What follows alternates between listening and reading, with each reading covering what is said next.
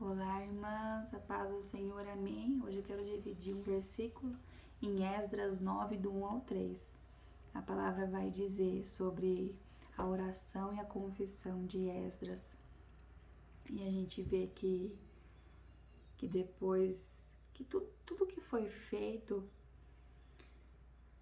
Esdras se desanima. Lá no versículo 3 vai dizer: Quando ouvi isso, rasguei as minhas roupas em sinal de tristeza, arranquei os meus cabelos e a barba e me sentei muito desgostoso. Aqui a gente vê Esdras desanimado, porque depois do povo jejuar, do povo orar em favor de que eles estavam indo para Jerusalém, houve uma revelação, uma confissão de pecado. E aqui diz que os primeiros que pecaram foram os chefes e os líderes. E eu vejo Esdras olhando para essa situação e desanimando, porque ele orou e jejuou, e mesmo assim o povo pecou. Então ele olha para a situação. Esdras, ele servia o rei. Ele foi da Babilônia para Jerusalém. E na Bíblia diz que o Senhor colocou no desejo do rei de permitir que Esdras fosse para reconstruir aquilo que o Senhor havia pedido. E na Bíblia diz que Esdras, ele era um homem dedicado não só a estudar a palavra de Deus, mas a praticar. Esdras não só falava, mas ele praticava a palavra do Senhor. E aqui um pouco mais à frente, capítulo 8, no versículo 21, vai dizer que o povo ora e jejua. Só que Esdras, ele fica com vergonha de pedir ajuda ao rei, de pedir cavalos e cavaleiros para proteger ele, porque ele havia falado que Deus cuidava daqueles que confiavam nele. Então Esdras pensou: eu disse ao rei que eu tenho um Deus que eu sirvo, um Deus que me protege, que cuida de mim, porque eu confio nele, e agora eu vou pedir ajuda. Então Esdras dá uma ordem para o povo orar e jejuar para poder seguir em proteção. Só que depois que tudo isso aconteceu, houve uma confissão. O povo diz que havia pessoas pagãos misturadas no meio do povo de Deus, que havia pecado, e que quem havia cometido o pecado eram os chefes e os líderes, que inclusive eram os primeiros a terem pecado. E quando Esdras fala que fica desanimado, o Senhor falou grandemente comigo. Sabe por que Esdras desanimou? Porque Esdras olhou para as pessoas. Esdras olhou para a situação.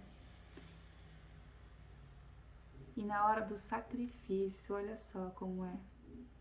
Quando Esdras vê que está chegando a hora do sacrifício da tarde, diz aqui no versículo 5 que ele saiu daquele abatimento, porque era a hora dele orar ao Senhor. Então Esdras sai daquele abatimento de alma que ele estava e ele ora ao Senhor. E ele diz para o Senhor que eles pecaram muito, que eles estão afundados no pecado, que eles pecaram, que o Senhor era bom, que o Senhor deixou com que eles escapassem de novo e deu uma vida nova. E o povo ainda assim pecou. Sabe o que o Senhor falou comigo, irmãs? Que tudo que a gente fala de bom chega ao céu, e tudo que a gente faz de errado também chega ao céu. Todas as nossas atitudes estão expostas ao Senhor. Tanto quando a gente anima um povo para orar, chama as pessoas para orar, ou quando a gente está abatido e desanimado com as situações. E um pouco mais para frente a gente vai ver que houve uma solução. Versículo 44 do capítulo 10 vai dizer que foi tirado do meio deles tudo aquilo que causava pecado.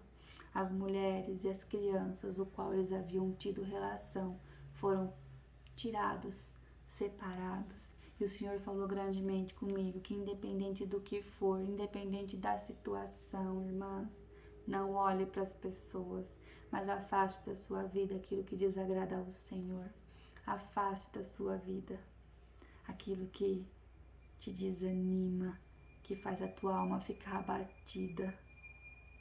Porque situações vão vir, até medos podem vir, porque nós somos humanos, mas eu sempre costumo dizer que é normal a gente passar por esse desânimo, por esse abatimento, por esse medo, mas não é normal permanecer. Nós temos o poder que é a oração, o jejum, nós temos uma arma poderosa que é a oração. Amém, irmãs? Que o Senhor fale com você nessa palavra.